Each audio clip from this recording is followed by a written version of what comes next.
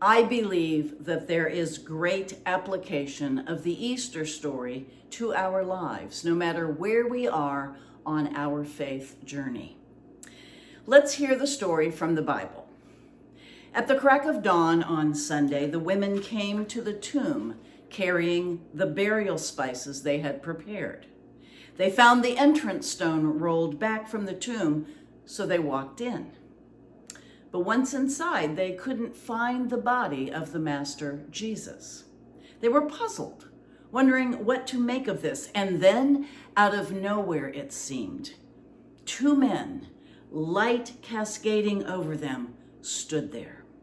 The women were awestruck and bowed down in worship. The men said, "Why are you looking for the living one in a cemetery? He is not here, but raised up." The Easter story is a story of transition. It's a story of darkness to light, frozen to warmth, hideous to beautiful, broken to healed. It's a story about rebirth. It's about a really good thing coming after a really bad thing. Good Friday stands for our dark times, the bad times. It's a representation of those days when you just don't think you can go on. Your heart is broken, all hope is gone, your dreams are shattered, or your health is gone. These are the lowest times, the land of pain and sorrow, and the days that bring more of the same. We've all been there.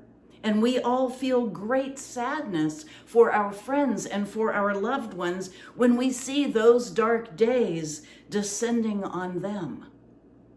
There is sometimes very little that we could do or say that could make any difference. And then, all of a sudden, something unexpected and surprising happens. Something seems all of a sudden to be working out. Like the sun after the rain, the light begins to drive out the darkness. The sun has come up. It is Easter morning.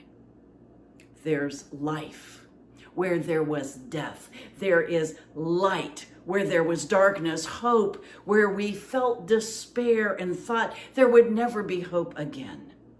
Something in the universe shifted. Easter represents a new beginning, new life, new hope.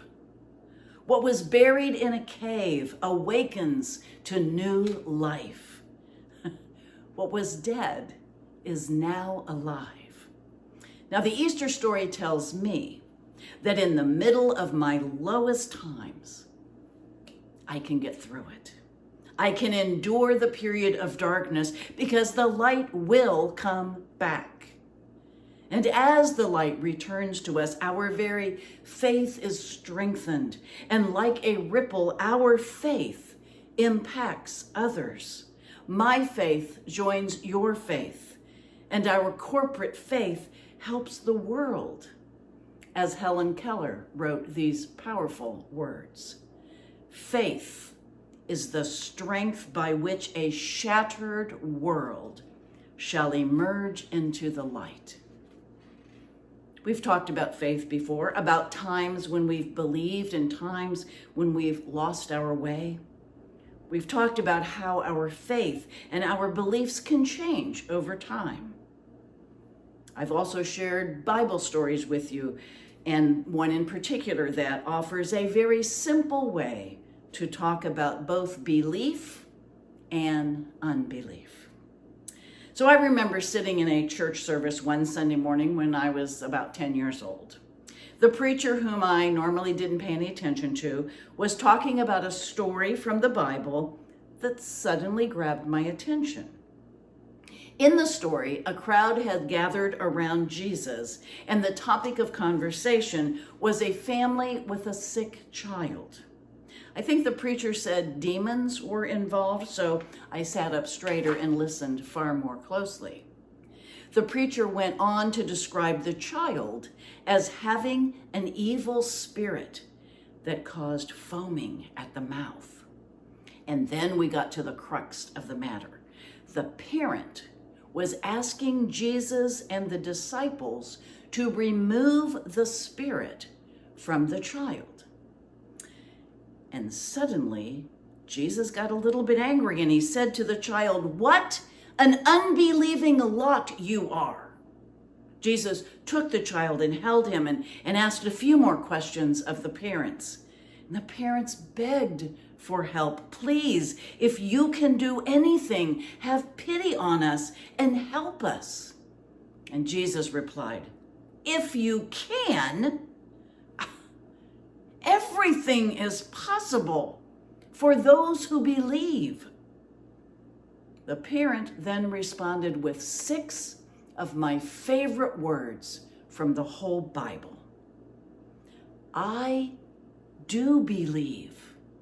Help my unbelief." Well, now I'm worried. What if I'm one of those unbelieving lot that Jesus was talking about? What if I don't have enough belief? What will happen to me? I don't know how much belief I'm supposed to have.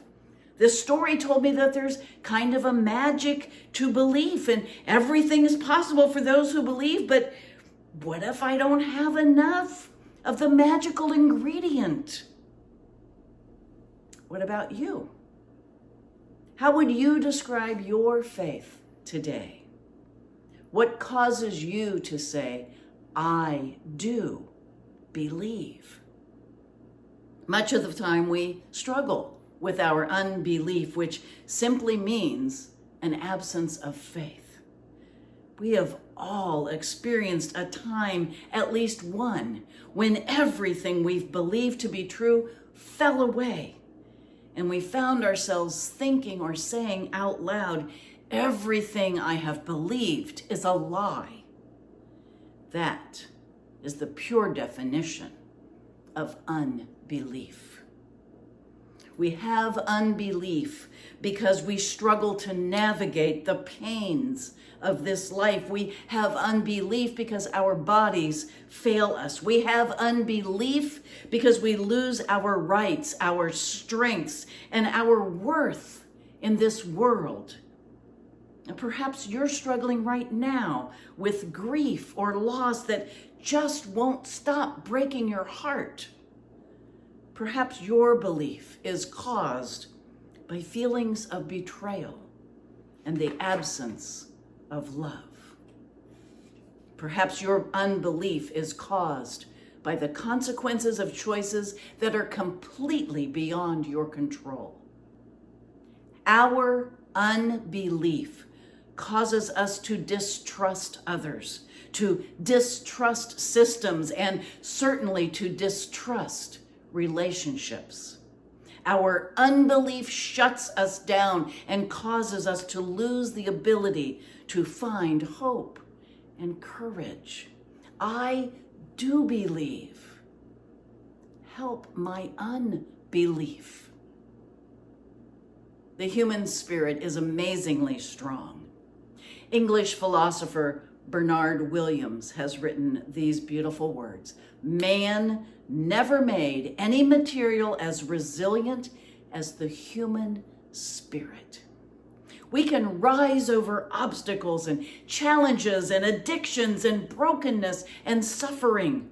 When we think that we're at the end of our rope, we are surprised by our strength, surprised by the sudden support from our friends and our family, surprised by the love of God, surprised by the love and kindness of strangers. I believe that we are living our lives on earth to learn and to serve. We learn, we get smarter, we get stronger, we get more resilient, and then we help others. We serve them, we give to them, we love them. And we then learn more from that experience of giving and loving. And on goes the beautiful cycle of learning and serving until it doesn't. Sometimes We create our own unbelief because we've stopped believing in ourselves. Author and inspirational speaker Frederick Murphy has written these words: "When you stop believing in yourself, you negatively impact absolutely everything that matters to you." We've probably lost some of our ability to believe in ourselves because of the setbacks and the failures and the challenges of life. Our trust isn't as firm as it once was. We are filled with hesitation because of thousands of disappointments. So here's the question of the day. How do we get that innocent belief back? How can we rediscover the childlike faith that germinates from something as small as a mustard seed? I have an answer to that question. I think we simply take a lesson from nature. Everything we once believed and felt, all of our strengths and goodness and love, is still there, even when we no longer believe. It's just hidden beneath the layers of loss and anger and frustration. Just like the dead grass and the leaves that cover up the little green sprouts that fight to emerge every spring. They were there all along, hidden just under the surface while the winter weather took its toll on our yards and on our spirits. While we piled on layers of clothes and coats and moved against the wind, those little plants that we almost forgot about, they were there all along. They were waiting for just the right time to come back to us, just like our faith, just like our belief. Oh, my friends, we have been gifted an amazing life filled with beauty and pain. Let's be grateful for all that we have today, for the people in our lives who love us and those whom we love. Let's be amazed by a God who loves us and will never, ever abandon us. Let's be amazed by an Easter morning that reminds us that hope is never far from us. I do believe. Help my unbelief. Amen.